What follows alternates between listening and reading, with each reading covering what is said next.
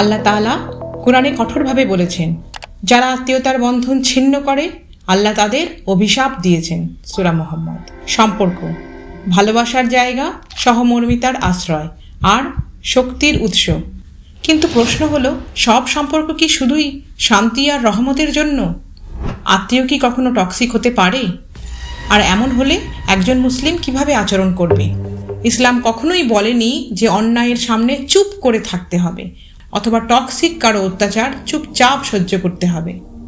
কোরআনে আল্লাহ বলেন, সৎকর্ম ও তাকওয়ায় সহযোগিতা করো, পাপ ও সীমালঙ্ঘনে নয়।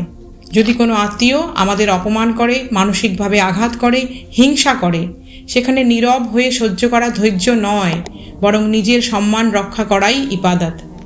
অনেকেই ভুল করে ভাবে সম্পর্ক টিকিয়ে রাখতে হলে কথা বলা, আড্ডা, হাসি ঠাট্টা সব করতে হবে। কিন্তু ইসলাম বলে ন্যায্য দূরত্ব বজায় রেখেও সম্পর্ক রক্ষা করা যায়। যেমন সালাম দেওয়া, দোয়া করা, প্রয়োজনে সাহায্য করা, এগুলো করলেই সম্পর্ক টিকে থাকে।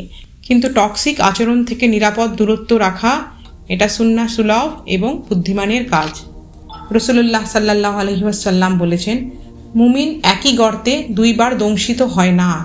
অর্থাৎ আপনি যদি বারবার একই মানুষের দ্বারা আঘাত পান, তবে দূরত্ব বজায় রাখা জ্ঞানীর কাজ। আপনি যদি টক্সিক আত্মীয়কে বলেন, আমি আপনাকে সম্মান করি, কিন্তু আপনি আমাকে আঘাত করলে আমি দূরে থাকব, এটা জুলম নয়, বরং হালকা সীমানা নির্ধারণ।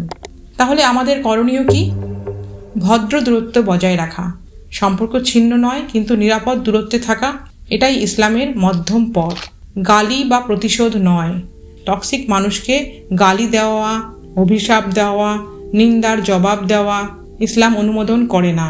নিজের মানসিক শান্তি রক্ষা করা। ইসলাম মানসিক ক্ষতির বিরুদ্ধে সুরক্ষা চায়। আপনার মানসিক শান্তি, এটাও আল্লাহর প্রতি আমানত। দোয়া করা। অন্যদের জন্য দোয়া করলে আল্লাহ প্রথমে আপনাকেই উত্তম প্রতিদান দেন। তাই আত্মীয়তার সম্পর্ক আল্লাহর দান, কিন্তু টক্সিক আচরণ কখনোই ইসলামের শিক্ষা নয়। সম্পর্ক রক্ষা করা ফরজ, কিন্তু অত্যাচার সহ্য করা ফরজ নয়। ভদ্রভাবে দূরত্ব বজায় রেখে অন্যায়ের প্রতিবাদ করে দোয়া করুন। এভাবে একজন মুসলিম টক্সিক সম্পর্ক থেকে নিজেদের রক্ষা করে এবং ইসলামের নির্দেশ মেনে চলতে পারে। হে আল্লাহ, আমাদের হৃদয়গুলোকে শক্ত করুন, জুলুম থেকে রক্ষা করুন, পরিবারের মধ্যে ভালোবাসা ফিরিয়ে দিন, আর যার হৃদয়ে বিষ আছে তার হৃদয়কে আপনার নূরে নরম করে দিন। হে রব, আমাদের সম্পর্কগুলো রহমতের সম্পর্ক বানিয়ে দিন, আর সব টক্সিকতা থেকে আমাদের নিরাপদ আশ্রয় দিন। আমিন।